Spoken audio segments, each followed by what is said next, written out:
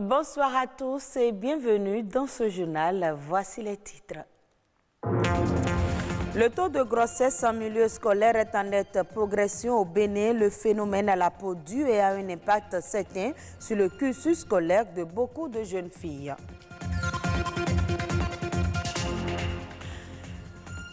La leucémie est un cancer qui touche les cellules sanguines. La forme la plus dangereuse est la leucémie aiguë. Elle tue plus les enfants au Bénin. État des lieux du diagnostic et du traitement avec un hématologue.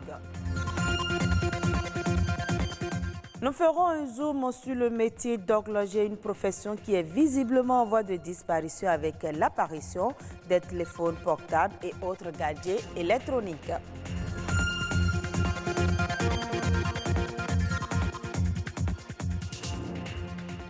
Elle constitue une entrave à la scolarisation des filles et est source parfois de plusieurs autres torts causés à celles-ci. Il s'agit des grossesses en milieu scolaire, un phénomène à la peau dure. Le reportage à suivre réalisé par Alessandra Diotta aborde la question de la prévention des grossesses en milieu scolaire. 3000 cas de grossesse en milieu scolaire dénombrés sur l'ensemble du territoire national courant l'année scolaire 2016-2017. C'est le plus fort taux jamais atteint au Bénin. 3 années scolaires sont passées. Le phénomène régresse certes, mais est toujours présent. Ici, au CEG Bégamé, à Cotonou, à peine la rentrée scolaire 2020-2021 a démarré qu'un cas est déjà signalé. C'est les parents qui viennent nous informer. Et une fille de 5e, elle passe en 5e, elle a déjà 17 ans. Donc elle est engrossée par un apprenti électricien qui a 19 ans. Et c'est toujours comme ça. Les grossesses en milieu scolaire sont la conséquence d'une forte activité sexuelle précoce, au dit du spécialiste. Pour les jeunes entre 15 et 19 ans, la prévalence est de 37% déjà qui vont au sexe. Donc quand il y a une forte activité sexuelle chez les jeunes et qu'on ne trouve pas le moyen de canaliser ou le moyen d'accompagner les jeunes dans cette activité sexuelle-là, je pense que c'est ça qui entraîne le fort taux de grossesse. Ça dépend de sa condition de vie, de comment elle vit et de ses amis. Si la jeune fille est bien éduquée à la maison, elle ne peut pas faire l'acte sexuel précocement. Les principales causes d'une sexualité précoce sont ainsi identifiées: la pauvreté, la mauvaise fréquentation et les failles dans l'éducation. École, parents, société, les responsabilités sont partagées. Les parents doivent communiquer au quotidien avec les enfants, même susciter la communication, susciter le dialogue parents-enfants, connaître leurs besoins, essayer de satisfaire leurs besoins. Aujourd'hui, il y a les médias, il y a la télé, il y a tout. L'enfant peut avoir son portable, il va télécharger des bêtises, tout ça là, on ne peut pas contrôler. Les conséquences sont celles qu'on voit à la dépédition scolaire. Aujourd'hui, il y a une pluralité de filles. Depuis quelques années, les activités de sensibilisation pour éradiquer le mal se sont multipliées. Dans les établissements, les apprenants sont conscients des enjeux. Si tu sais ce que tu veux, tu ne vas pas te créer des conséquences et aller attraper une grossesse. On ne peut pas faire des rapports sexuels sur les bancs. Okay. Et au cas où vous en faites? Il faut se protéger. Il est préférable que tout un chacun de nous soit patient, s'abstienne face à certaines choses. Ce message rejoint celui véhiculé par cet enseignant dans son rôle d'éducateur. Il n'y a pas de mauvaises filles sans mauvais garçons. Oui, je nous invite et je vous invite, vous jeunes, à vous abstenir de ces activités et de vous occuper de votre travail, car l'avenir, ça réserve beaucoup de surprises agréables pour vous. Merci. Chaque acteur conscient de son rôle, mieux, la lutte contre le phénomène des grossesses en milieu scolaire portera des fruits. Parlons santé à présent. La leucémie est un conseil des tissus responsables de la formation du sang dans l'organisme humain. Cette maladie débute habituellement par une anomalie dans la moelle osseuse au Bénin. La leucémie aiguë tue plus les enfants que les adultes l'accès à un bon diagnostic existe-t-il? De quel traitement dispose-t-on aujourd'hui? Romaric Massy, hématologue au Centre national hospitalier universitaire CNHU, parle du diagnostic et du traitement de la leucémie aiguë. La leucémie, sous-entendu la leucémie aiguë, qui est la forme la plus aiguë des leucémies, existe au Bénin. Cette pathologie touche aussi bien les enfants que les adultes.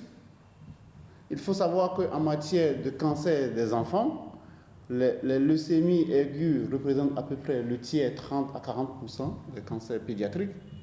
Et donc cette pathologie tue aussi bien les enfants que les adultes. Nous avons la possibilité aujourd'hui de pouvoir faire un certain nombre d'examens, les tout premiers, très rapidement, qui vont nous donner les premiers éléments en faveur de leucémie.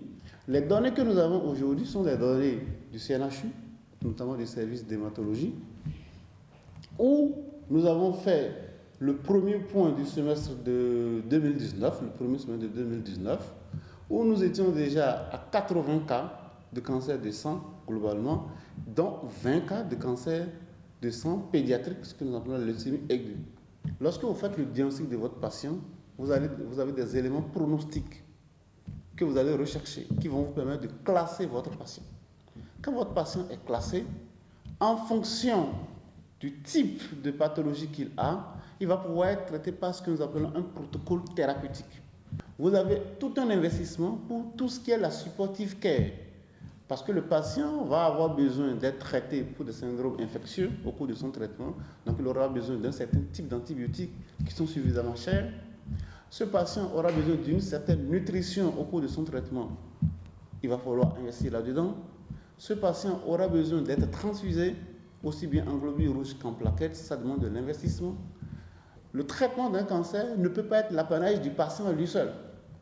C'est toute une organisation qui doit se mettre derrière ce patient-là et pouvoir l'aider à pouvoir vaincre ce cancer-là. Et je l'annonçais dans les titres, il y a une dizaine d'années, on pouvait les voir exercer aisément le métier à des coins de rue. De nos jours, il est rare de voir croiser des réparateurs de montres. En effet, plusieurs personnes n'éprouvent plus le besoin de faire réparer leur horloge ou pendule avec l'apparition des téléphones portables ou autres gadgets. Une situation dommageable pour ceux qui exercent ce métier. Réparation de montres, un métier en voie de disparition. C'est un reportage signé François Amansiwa. L'avenir des réparateurs de montres, communément appelés horlogers, est sombre au Bénin. Avec le développement des technologies de l'information et de la communication, certains métiers, jadis très en vogue dans nos sociétés, sont en voie de disparition. C'est le cas de ceux qui donnent une seconde vie aux montres, horloges et pendules.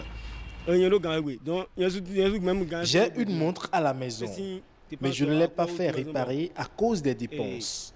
Si je veux consulter l'heure, date, je regarde sur mon portable. La télévision et le téléphone portable ont fait que le business ne marche plus. La plupart des montres portées aujourd'hui n'ont pas la bonne heure ou ne marchent même pas. On les porte plus pour des besoins esthétiques que de nécessité. La clientèle s'amenuise donc au fil des années. Du coup, beaucoup de réparateurs de montres se reconvertissent. Avec l'apparition du téléphone portable, certains sont devenus conducteurs de taxi-moto. Et pourtant, l'apprentissage du métier s'étale sur plusieurs années et exige une concentration minutieuse. C'est plus que ce que vous dites. J'ai fait 5 ans au moins. 5 ans. 7 ans. J'ai fait 7 ans en apprentissage. Le métier est dur, surtout avec la finesse des objets. Il faut être vif d'esprit. Certains clients sont particuliers, comme ce monsieur qui nous a confié hors micro qu'il n'est pas un amateur de montres.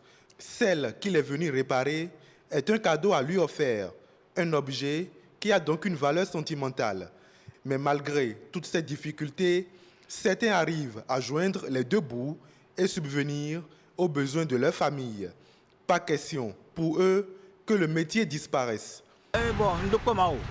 Je remercie Dieu, je trouve ce qui peut me suffire.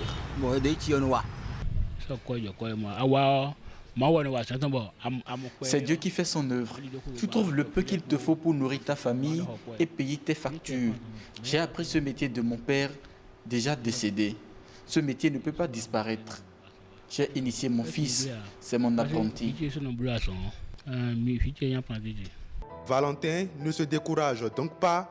Son fils, espère-t-il, assurera la relève.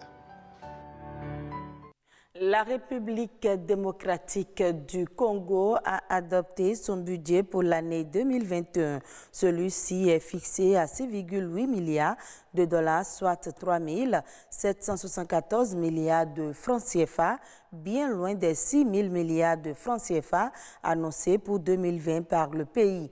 Les autorités expliquent cette baisse par la pandémie de coronavirus qui a provoqué un ralentissement de l'économie nationale. Il a déjà touché au moins 11 028 personnes et fait 302 morts, selon les derniers chiffres publiés par Africa CDC, alors que le pays en proie à une pauvreté rampante doit déjà faire face à plusieurs autres défis, entre autres l'insécurité et l'épidémie d'Ebola.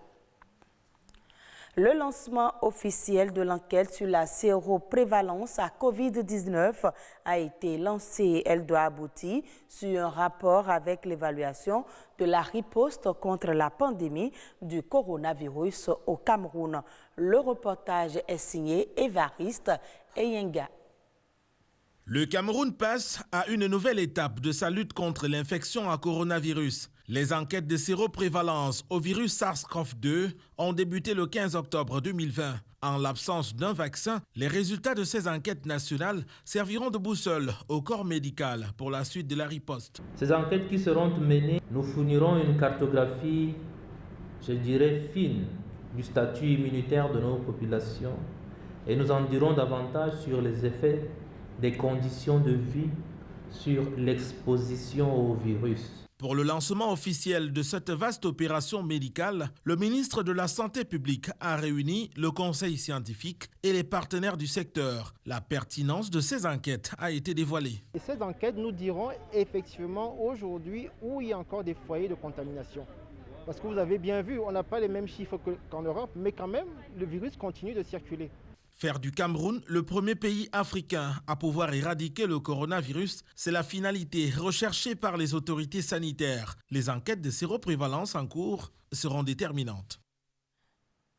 Ainsi se referme cette session d'information. Merci à vous de nous avoir suivis.